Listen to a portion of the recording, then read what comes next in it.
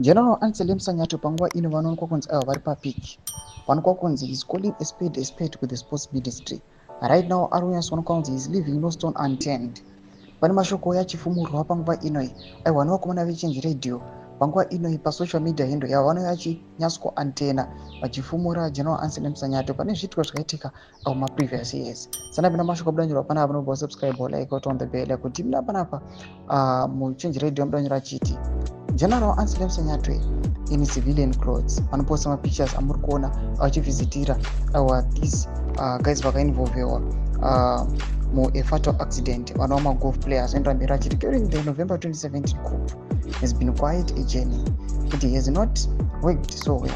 August 1, 2018 shootings of unarmed civilians in Harare streets still linger on many Zimbabwe's minds. General Sanyato commanded these people in military uniform who shot more than 6 Zimbabweans in cold blood. Command everything is not the answer for Zimbabwe. Zimbabwe is not a military state. Command agriculture, command health, command zik, command sports, command economy, command elections, command one-party state, command Mnangagwa, command ZANU-PF, command parliament, command courts, command international relations. Nothing is working. The generals should hand over to a civilian government in Zimbabwe. That is how Zimbabwe will move forward. Stay in the barracks for Zimbabwe. Tomaswa mudani kopanapa nechange radio tiri kuona kuti aiwa iri kaichiti aiwa nyika yeZimbabwe is not a military command panguva ine. It is not a military state. Noda kuti panguva ine kunokuwa kunzi these guys vanova vemauto ndo vanocontrola everything.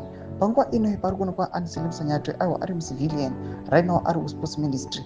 Kuchionekwa kunzi aiwa sports ministry panguva ino yachangotanga kuri kuonekwa kunzi ari kubata zvakanaka but vari kuya vachifumura zvakaitika mumakurapura achinzi these guys, these are the people vakakomanda masoja mumacities achinoataka people who were unarmed. Vanhu vaingodemonstrata aiwa they are vachiexercise their right kuti vakwanise kuratidzira mumacities just because they were rejecting the outcome yemapolls.